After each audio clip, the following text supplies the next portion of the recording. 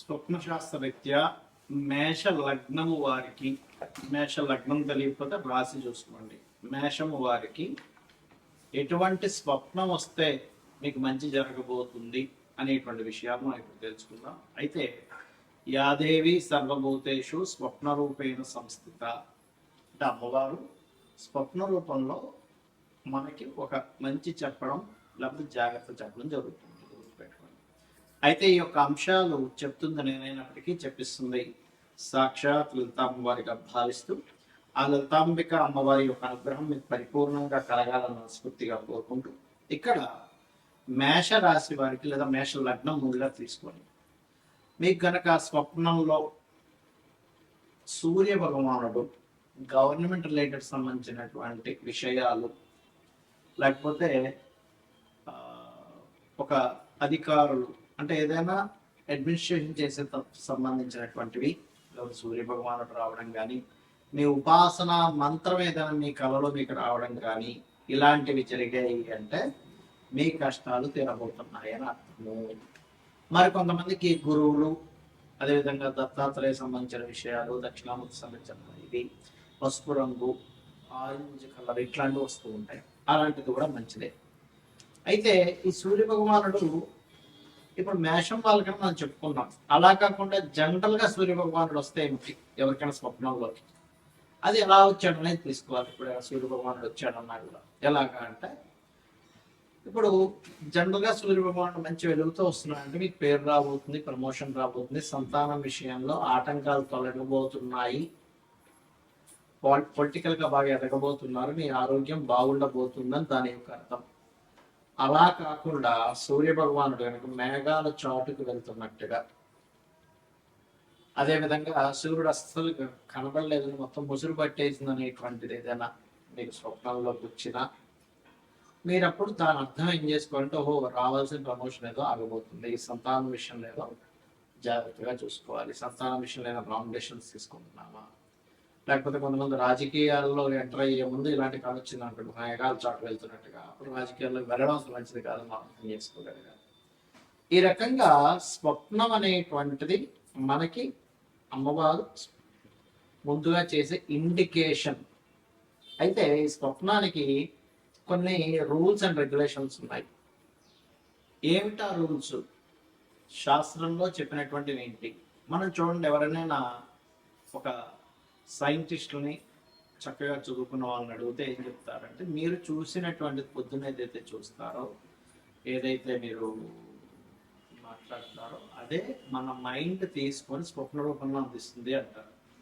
ఈ యొక్క విషయాన్ని మన మన యొక్క ఋషులు కానివ్వండి, స్వప్న శాస్త్రాలు రాసినటువంటి వారు కానివ్వండి ఏం చెప్పారంటే ఈ యొక్క విషయాన్ని వాళ్ళు చెప్పారు చాలా స్పష్టంగా.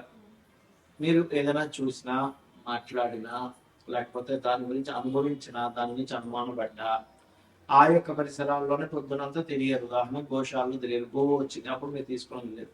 లేకపోతే జూ పార్క్ వెళ్ళి సర్పాలను చూశారు, సర్పం వచ్చింది సంబంధం లేదు. అగ్నిని చూశారు సంబంధం లేదు. అంటే ఏమిటి? మీరు ఉదయం అంతా కూడా చూసి దాని గురించి మాట్లాడుకుని, దాని గురించి అనుమానించి, దాని గురించి భయపడి రకరకాల సందర్భాల్లో మీరు పొద్దున్నంతా దాని అనుభవాలు మీరు తీసుకున్నట్లయితే అది మైండ్లోకి వెళ్ళి అది మీకు స్వప్న రూపంలో వచ్చినటువంటి దాన్ని స్వప్న శాస్త్రం అంగీకరించదు. అది జనరల్గా మీ యొక్క మైండ్ తీసుకున్నంతే.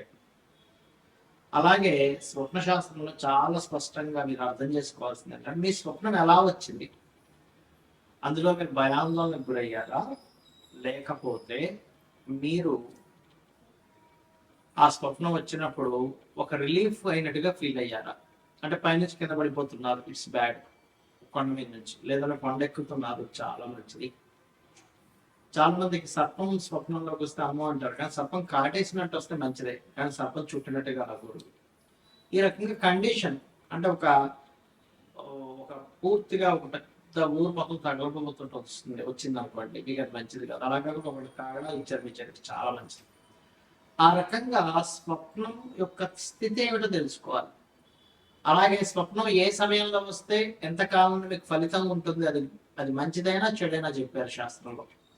రాత్రి 9కో 10కో నిద్రపోయారు ఉదాహరణకి. ఇవాళ రేపు అంత ఎర్లీగా నిద్రపోయే వాళ్ళు లేరనుకోండి, 11, 12 అవుతున్నాయి. బట్ 9-10 గంటలకి ఎవరైనా నిద్రపోతే 12 లోపల మీకు కనుక స్వప్నం వస్తే ఆ స్వప్నం చాలా లేట్గా ఉంటుంది దాని యొక్క రిజల్ట్ రావడం. అంటే 1 ఇయర్ అవుతుంది, almost 1 year, 6 months to 1 year పడుతుంది.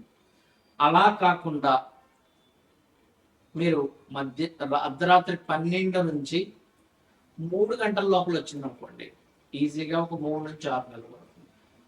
అలా కాకుండా 3 నుంచి 5 గంటల మధ్యలో వచ్చింది ఉదాహరణకి, అది ఒక నెల రోజుల్లో వచ్చేస్తుంది కాదు ఆ రిజల్ట్ అనేటువంటిది. అలా కాకుండా 5 నుంచి 6 లోపల, తెల్లారి లోపల కనుక వస్తే మీకు అది ఒక 15 days 10 days లోపల అవ్వచ్చు. నిద్ర లేస్తూనే వచ్చింది, నెక్స్ట్ డే కూడా కావచ్చు, 1 weekలో కూడా కావచ్చు. నిద్ర లేస్తున్న స్వప్నంతో నిద్ర లేస్తున్న గొడుగు తుల్లి పడుతున్నాం, ఒక మంచి కలసం నిద్ర లేపేసామంటారు. ఇది శాస్త్రంలో చెప్పినటువంటి విధి విధానం. అయితే మనకి ఎప్పుడైనా చెడు స్వప్నం వచ్చింది ఏం చేయాలో చెప్పారు శాస్త్రంలో. చక్కగా నిద్ర లేచి మళ్ళా ఒకసారి కాలు కూర్చొని తెచ్చుకొని భగవంతుని తలుచుకొని నిద్రపోతే ఒక మంచి స్వప్నం వస్తే ఈ స్వప్నం క్యాన్సిల్ అయిపోతుంది, చెడు స్వప్నం. అలా కాదండి నాకు 4-5 గంటలప్పుడు ఒక మంచి స్వప్నం వచ్చింది, నిద్ర మెలుగు వచ్చింది, అబ్బాయి ఎంత మంచి స్వప్నం అవుతున్నాను కూడా నిద్రపోవద్దని చెప్పింది. చక్కగా మెలుకోండి, మీరు స్నానపానాది కార్యక్రమాలు ముగించుకొని దేవతారాధన చేసుకోవాలి. అయితే చాలా మంది చేసే తప్పిదం ఏమిటి ఇక్కడ, స్వప్నం రాగానే ఇంట్లో వాళ్ళు చెప్పారు సార్ అలా చెప్పకూడదు చెప్పింది శాస్త్రం. ఉదయం నిద్రలేచి చక్కగా మీరు మీ యొక్క పూజాది విధానాలు మీ పనులన్నీ చేసుకొని ఆలయానికి వెళ్ళి వచ్చి స్వామివారి దర్శనం చేసుకుని, అమ్మవారి కావచ్చు స్వామివారిని కావచ్చు, దర్శనాది కార్యక్రమాలు అయిపోయిన తర్వాత ఇంటికి వచ్చి మధ్యాహ్నం భోజనం తర్వాత చెప్పాలి. సరే చెడు స్వప్నం వచ్చింది, చక్కగా వెళ్ళి గజేంద్ర మోక్షం కనుక విన్నట్లయితే ఆ యొక్క చెడు స్వప్నం యొక్క తొలగిపోతుంది. అయితే ఇక్కడ ఒక్కొక్కసారి స్వప్నాలు రావడానికి 12వ స్థానంలో ఏదైనా పాపగ్రహం ఉంది, మీరు ఏ లగ్నమైనా పర్లేదు, అప్పుడు కూడా వస్తాయి. లేదా పంచమంలో పాపగ్రహాలు ఉన్నాయి, వస్తుంటాయి. అందులో పర్టికులర్గా శని కుజులు కానీ బుధ కుజులు ఇలాంటివి వచ్చినప్పుడు గొడవలైనట్టుగా వస్తాయి. రావుకేతులు ఉన్నప్పుడు లేదా సర్పదోషం ఏర్పడినప్పుడు పంచమానికి కానీ 12 కానీ ఆ మహాదశలు అంతర్దశలు నడిచేటప్పుడు కూడా సర్పాలు వస్తాయి. ఒక్కొక్కసారి మనకు నడుస్తున్న మహాదశల వల్ల కూడా ముందుగా ఇండికేషన్ జరుగుతూ ఉంటుంది. అలాంటి చక్కగా మీరు గజేంద్ర మోక్షం వినడం, లేకపోతే త్రిజట స్వప్న వృత్తాంతం లేదా రామాయణ మహాభారతాలు లాంటివి వినడం, రావి చెట్టు చుట్టూ ప్రదక్షిణం చేసుకోవడం, ముఖ్యంగా రాత్రి సమయంలో నిద్రపోయేటప్పుడు నమశివాయ అనేటువంటి నామాన్ని స్మరించుకుంటూ నిద్రపోతే చాలా మంచిదని చెప్తుంది శాస్త్రం. మరియు రాత్రి నుంచి పగలు నిద్ర లేచే వరకు కూడా మీరు నిద్రలో అలా అనుకుంటూ నిద్రపోయారు, కానీ ఉదయం నిద్ర లేచే వరకు నమశివాయ మంత్రం చేసిన ఫలితం వస్తుంది అని చెప్పి శాస్త్రం చెప్తుంది.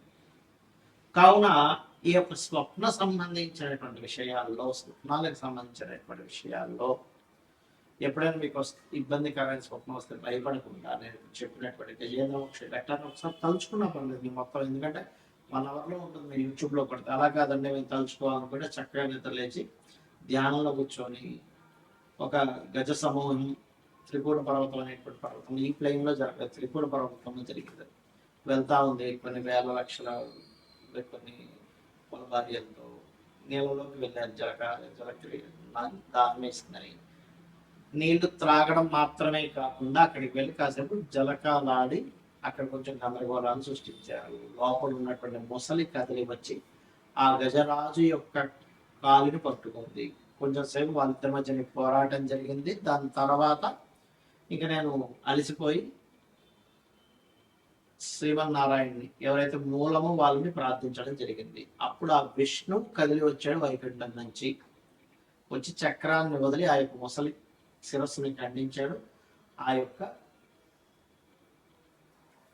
ఏనుగుకి మోక్షాన్ని ప్రసాదించాడు అనేటువంటిది గజేంద్ర మోక్షం ఉంటుంది. అని షార్ట్ ఫామ్ లో చెప్పాను. దీన్ని అలాగా స్మరించుకోవచ్చు. ఎవరికైనా ఎక్కువ కష్టాలు ఉన్నటువంటి వారు కూడా ఉదయం తెలిసిన వెంటనే అలా స్మరించుకుంటే కూడా వాళ్ళ యొక్క కష్టాలు తొలగిపోతాయి. శ్రీమాత్రే నమః.